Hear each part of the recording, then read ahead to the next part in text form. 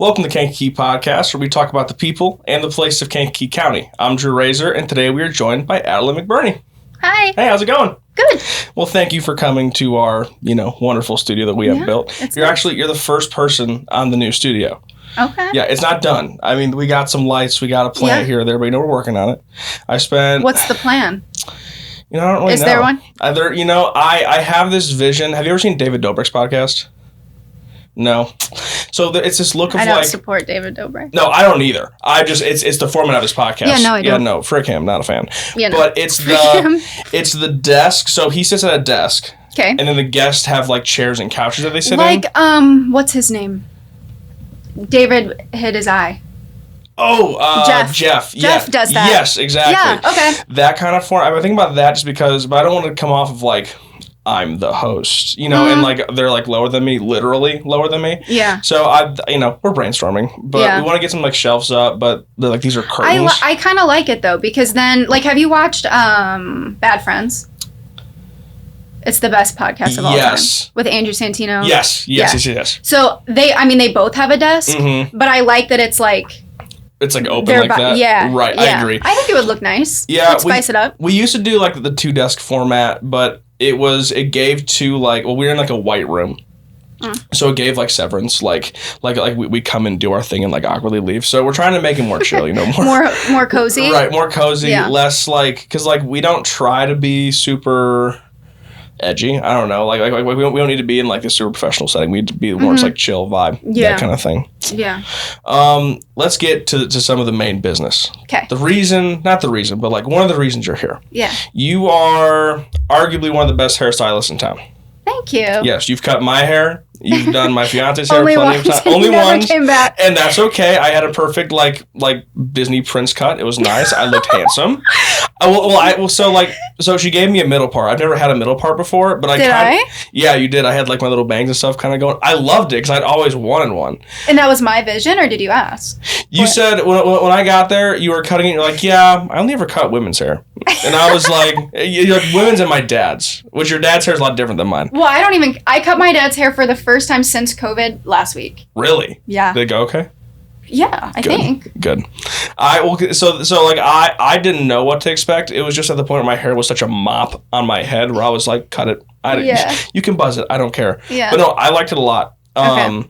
But I stand on it. Best hairstylist in Kankakee County. Thank you. So the question, why hair? Why is this the avenue that you enjoy that you chose? Well, many things. So like on an unserious side, it's girly. I love all things girly. I like being with women. Having all women clientele. Yeah. Like I really enjoy all that, just like makeup, all that stuff. Right. Yeah. Girl stuff. Because I was actually trying to think of that today. Like, why am I doing this? Why am I here? I remember when there was talk of like Career Center. And, like, my parents talking to me about it. And my parents would always say, like, oh, you're going to own a business one day. Right. Like, it was all, like, that was just, like, I think it's, like, an oldest daughter thing. Yeah. Like, oh, you're going to be a lawyer. Or you're going to, like, there's, And so they would just always say, like, you're going to own a business. That never intrigued me. Like, having employees, like, none of that. But then when I learned about, like, booth rent, working for yourself, fast cash. Like, that was, like, the first, like, okay. I think I could see myself doing that, like being my own boss. Yeah. That was like what initially was like, okay, I love all things hair. I love all things beauty, nails, makeup, all of that stuff. And then hanging out with girls all day long. Right. Yeah. Gossiping all day long. Right. And then like making fast money, making my own schedule. Right. So that was a lot of why. That was always the goal to like work for myself, but then I think just through school, what made me stay with school was it was kind of the one thing I was actually good at. Like I was never really, I did not have good grades. Like I always had a tutor. Same. I was getting F's in first grade. Like I remember in Miss Wilson's class, I was getting F's. Gotcha. And I was getting F's every single year. And I always had to have a tutor. Like I was getting F's at ONU. Like it was not good. Yeah, not good. I never did well.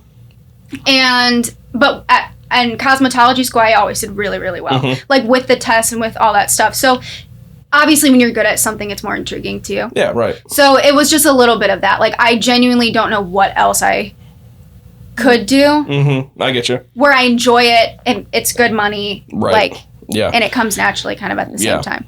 So, yeah, kind of a little mix of all of that. Sweet. But really, I guess to answer your question, it really started because my parents would always...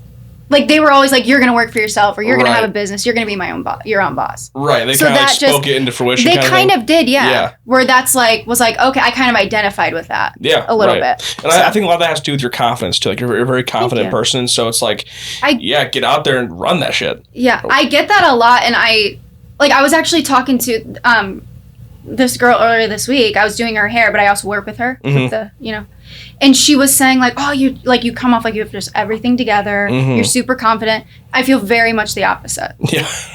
But I get that all the time. It's just funny you said that. Because then even today, like, when I'm asking my client, oh, what should I say on the podcast? They're like, well, you're super confident. I'm like, am I? I'm actually not. I'm super anxious. Yeah. And anyway. No, that makes total sense. Yeah. So you started... you got your start at Polaris Salon, yes? Yeah. Mm-hmm. So, and you're now at Polaris? I am. Awesome. Yep. So talk me through that journey. So what's funny is so Christy Smith, she owns Dresswell now, but she owned Dresswell, Evolve, which was here in the Majestic. Oh, really? She had the 2 stores downstairs. And then she also had Clothing Bar. Okay. And so she needed like an employee at Clothing Bar. And so her son and Caleb, my brother, were on the baseball team together. Oh, okay. So she reached out to my mom and was like, I need a girl to work the store. And I'm at ONU. I have no money. Right. So I was like, perfect. I can go work at a little store. Right.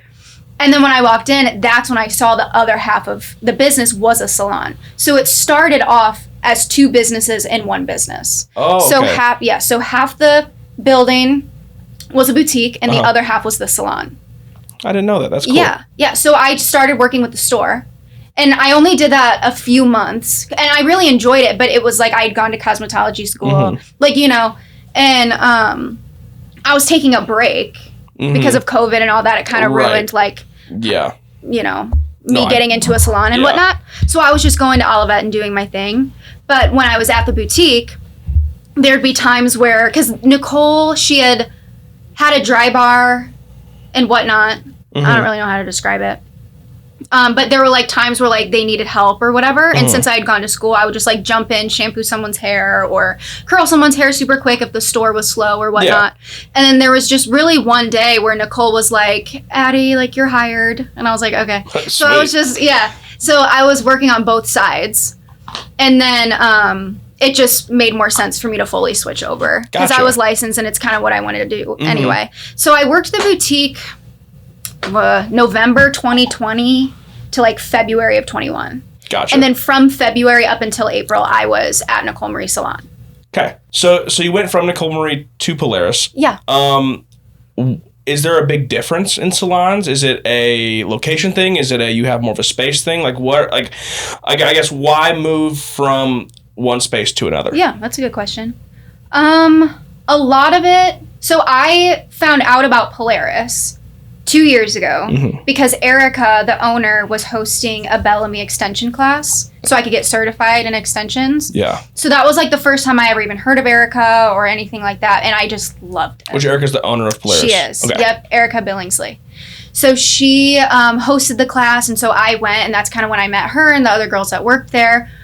And like, to be honest, I'm just gonna be honest, like their coffee bar was awesome. Like I remember like taking a picture of it and being like, this is the coolest coffee bar I've ever seen. Yeah. Like she had all the syrups and whatnot. And so like things like that stood out to me. But then, after doing that course for Bellamy, I just followed her on Instagram. And I just really would tune in a lot to like what she would post. And I really liked like, how do I describe it? The way, because when you're in a creative field, you can obviously choose however you want to do it. Right. The way she chooses to be a hairstylist, to be a business owner, if I had the confidence to do that, I would do it the way Erica's doing it. Gotcha. And I don't even necessarily want to be a leader. Like, I don't want to be the boss. I don't want to be the owner. But I want good leadership. Yeah, right. And the way she does things, like, I admire it. Mm-hmm. And it's, like, with such integrity. Right. And I like how she works. Heck yeah. Like, I like how she runs her schedule, how she runs her business, the way she thinks. Like, some stylists, they sell a service. And some stylists, they'll sell an experience. Right. Sometimes you get both, right? Yeah. And so some clients, they just want to get in and get out, right? Yeah. Do my haircut, do my whatever, do a good job, goodbye. Other people, it's like, it's way more about the relationship. Yeah. And so Erica, it's relationship. Gotcha. And for me, it's relationship. Like, to me, a lot of people can do a root touch-up, a haircut. Like, a lot of people can do these services. Yeah. And, like, I can do these services all day long. But, like, thinking about my client that's going to sit in the chair and what we talked about last time and, like, all this, and even, like, vice versa. Like, I had clients reaching out to me, like, wanting to adopt my stray because, like, even one of mine yesterday was like, hey, I was thinking about you and your stray cat. Did it ever get adopted? And, like, it's just so sweet that they think of it like that. Right. And, like, you know, babysitting some of my clients' kids, like, and whatever. Like, I had a client call me at 9 p.m. last night to, like, ask me a question. You know, like, I love that. Right. It makes it not work. Yeah, 100%. And so there's just some stylists where, like, they clock in, they clock out, and it is just work. I love the relationship side of it. So following in Erica's lead, it fits more of where I want to go. Yeah. You know? So hair is, as well as a craft that you do, I feel like it's also art. I think in its own way, you can be creative. Mm-hmm. Hannah has talked a lot about how, like, she'll go for, like, there's numbers involved with hair color. Yes, there is numbers. Like a soft 9 or something like that. Yeah. Can you, for all the probably just most of the men out there who don't understand that, can you break that down for both them and me, because I am curious? Basically, the lower the number, the darker. The higher the number, the lighter. Gotcha. So someone who has, if I say they have level 1 hair, black, that's level 1. That actually might be like a 4. Gotcha. Because it's a little bright. But, like, black. And then platinum white hair is, like, all the way up here. Gotcha. You know what I mean? So then when someone, like Hannah, she's probably told you she's like a 6'5". Yep. Yeah. She's right here in the middle. Right. You know what I mean? 6 and 5, those are brown. Right. 4, 3, 2, 1, black. Yeah. 7, 8, 9, 10, like, that's all blonde. Yeah. Right. So it just separates it that way. Gotcha. Yeah. So as a what would you call yourself? Would you call yourself a hairstylist? Yeah. Is that the right term? Okay. Yeah, I mean, I have a cosmetology license. Gotcha. Okay. So that's like that's kind of broad. Okay. But yeah, like I'm a hairstylist. I do hair. Gotcha. So as a hairstylist, someone who does hair, do you have like say you want called a blank canvas, a hair color that you can do anything with? Go super light, super dark, red, orange, whatever. What number are you looking for? Level 7, virgin level 7. Virgin level 7. So, ask any hairstylist. So when you say virgin level 7, what do you mean? Virgin hair, they've never had anything on it. Gotcha. Never had it colored, like nothing. Okay. Just like, yeah.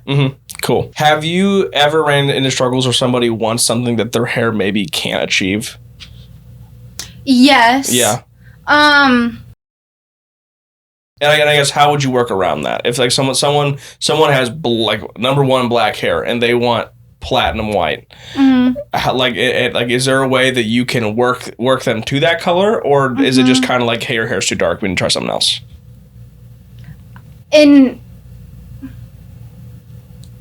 So if it's virgin black hair. If it's virgin hair, the world's your oyster. Gotcha. Okay. A little bit. When someone, if it's their first time with you and they're like, oh, I have some of this, I have some of that. What's hard, really basically what it is you don't want to overpromise. Okay. So I think like a lot of people, like I'll have a lot of clients come in and they'll be like, oh, like I box dyed it X amount of years ago. I know that's like the worst thing of all time. The reason it's like don't box dye your hair is because we don't really know what that is. Yeah. Like, if you have gone to someone who's a professional stylist, it's in the realm of things I use, right? I know what it is. I've studied it. Right.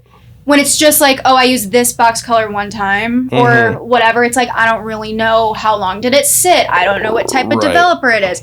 I don't know, was it henna? Was it what? Like, I have no idea. So then when you're saying, like, this is what I have going on, and if you've done it yourself, it's not going to be an even application. Yeah, right. You know? Like, if you started here, this sat for an hour, and this sat for 10 minutes. Yeah, so it's uneven, can be.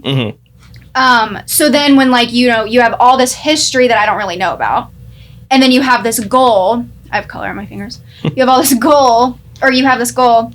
It's really more I don't want to overpromise. Yeah. So that's kind of why it's like, especially if you have box color, don't get your hopes up. It will probably take multiple sessions. Sometimes it doesn't. Mm-hmm. You know, I kind of did think, and there are some stylists who just won't even touch it, which I respect. Yeah. But, like, I used to think that it was like a tattoo. Like, box eye was a tattoo. Right. It's really not. Okay. It's more, you just can't promise anything. That's fair. So you don't want to put your name on it. Right. Do you ever run into issues? So say someone has box dyed their hair within a certain amount of time. Mm. If you then put different color on it, could that then mess with the color of the hair itself? Or is it all just have to do with how long it stays in? Cool. It can. Sweet. It can't. It's, when you DIY or when you use things that I don't, like, you know what I mean? Mm-hmm. It's just hard. It's sometimes even hard to take on somebody else's client. Right. When it is professional, because it's like, you don't, like, I've even had clients like, oh, my hairstylist used this level and this like line of color, and it like doesn't really add up to me. Yeah. Like, it's, I don't know, it's kind of just hard anyway. So yeah, I get you. So one of the other cool things that you do as a hairstylist is you also have your own brand, AJ Elegance. Mm-hmm. And you post on social media, you make fun videos, you make cool graphics. Mm-hmm. How much do you love doing that along with just doing hair in general? Well, honestly, if I didn't like need to advertise myself, I probably wouldn't. Fair. I'm not, just because I'm not a big social media person anyway. Like, I don't really post anyway. Right. So really, it's the social media aspect is the scariest part. Really? Okay. And I'll get asked that, like if I've, like, some clients will just like ask me like, oh, what's the hardest like hair thing you've ever done, or like whatever. The hair side of it, like doing the calico colors or like today I did a wolf cut or like whatever. Gotcha, yeah. That's like, I feel like I'm zoned in. I know what I'm doing, even when I don't. Right. But it's like, I'll figure it out. Right, it's your like thing. I'm good. Like, yeah. Where like the social media side, where the more you look like you know what you're doing, the better it is for you. Mm-hmm. No idea what. Like, no idea what I'm doing. Like, it's like, it sometimes feels, I don't know. That side of it is the biggest out of my comfort zone. That's fair. A little bit. Mm-hmm. So. Yeah. So basically, you do it for the business. You know, like you don't necessarily dislike it, but it's not your comfort zone. And I'm like, when I make a reel or when I post it, like, I'm always like, I'm thankful I have it. Right. You know. Yeah. I like to be able to look back and like. Yeah. And whatever, but like, it feels like doing homework. Like, 100%. I gotta sit here and like lock in it and like, I don't know. Right. Is this a cringy caption? The captions are the hardest part. Yeah. Oh my gosh. Yeah. So like that, it just doesn't come naturally to me. Yeah. And I think too, like, just having, I mean, kind of like I just said, like, any social media presence is really like not. Yeah. 100%. Me or being personal at all. Yeah, well, and I feel like part of that also is that, like, you may not air all of your personal stuff on your social media, but when you work with clients, from what I've seen, they then get to know you in that aspect. And the more personal you are, like, the better. Right, exactly. Right. Yeah. So, and I think that's also what's great is that you have created that, you know, your own clientele, that following pre-social media, you know, and that's because you're just cool. Like, you're fun to work with. You're nice. You're very sweet. It's not this. Like, which this is from my own personal experience, sometimes you go into a salon like that and people can, like, the people are very sassy, very rude, and it can be very, like, they'll act like they know what you want better than what you want and that kind of thing. And I think that you're very good at both listening, giving good ideas on what could work and what maybe wouldn't work as well as just having that personal relationship with clients. I think that that's, and from what I've seen, really, really what has been cool to see of how you've kept your clientele in that aspect. Thank you. So it's cool. Yeah. So we've talked about your story. We've talked about how you started and to where you're at now. And from what I've seen, while you've been at Polaris, you've loved it. You've been super happy and you've really enjoyed the work that you've been doing. How big of a part is being at Polaris to your happiness? It has kind of completely shifted how I view the whole industry, if I'm honest. It doesn't feel like work for 1 second. Yeah. And I think that's really rare to find. Absolutely. And a lot, especially because, like, I have taken on a second job and really seeing, like, kind of the privilege. Yeah, right. A little bit. Like, being at Polaris is such a privilege, I feel. Yeah, absolutely. And, like, being with Erica and, like, watching her do what she's doing, I feel so, like, it is kind of a dream come true. I never really thought in my wildest dreams. Right. Like, I would be in that type of environment. And I feel very content. Yeah. Like, I think, you know, kind of when, like, you're chasing, I mean, kind of anything, like, when you're trying to make your own business and you're chasing clientele and, like, you're doing, like, it's such a, like, hamster wheel of dead ends. Yeah. A little bit. And I feel like, you know, because I went to school for hair when I was 16, and I'm 23. Yeah. Like, and when you're in school, it's like signatures and like you're trying to you get all these people in, and you have so many perms you have to do, and you have so many tests, you know, and it's just continues and it continues. You think it's going to end when you graduate school, and it doesn't. You think it's going to end when you get your license, and it doesn't. And like you keep going. For the first time, like being at Polaris, it feels like almost like enjoying the fruits of my labor a little bit. Right. Yeah, you worked so hard to get here. Yeah. Yeah, absolutely. And like my parents too, like when I did make the move, because it was really hard. Like being at my first salon, like that meant a lot to me. Yeah, those are your best friends. Yeah. Like they mean a lot to me. That place means a lot to me.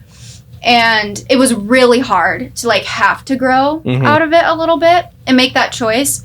But then when I did, and kind of having to choose myself in that way, like my dad just said like basically like all of the hard decisions you've had to make over the years is for this moment. Yeah. And I do like that sometimes, like when I have a really good day at work and, or like when I'm like paying my bills at the end of the month and it feels like, oh, like I have some money left over. Right. Like, you know what I mean? Right. Like, oh, like that's such a good feeling, you know, to feel that, which doesn't happen often. Yeah. But like, it is just like every hard decision I've ever had to make. I feel like right now, like I'm really enjoying it with Polaris. Yeah. And like I said, like, it really shows. Like there is just this like sense of like comfort that you do walk around with, and I think that Polaris has really changed that and made that very just. It's been cool to see. Yeah. Yeah. Thank you. Of course. Well, do you have anything else you want to add? I don't think so. Cool. Well, if you guys would like to follow Adelynn, follow AJ Elegance, or book an appointment, here is all the information on the screen right now. And thank you so much for coming on, Adelynn. I appreciate it. Thank you. All right. We'll see you guys next time.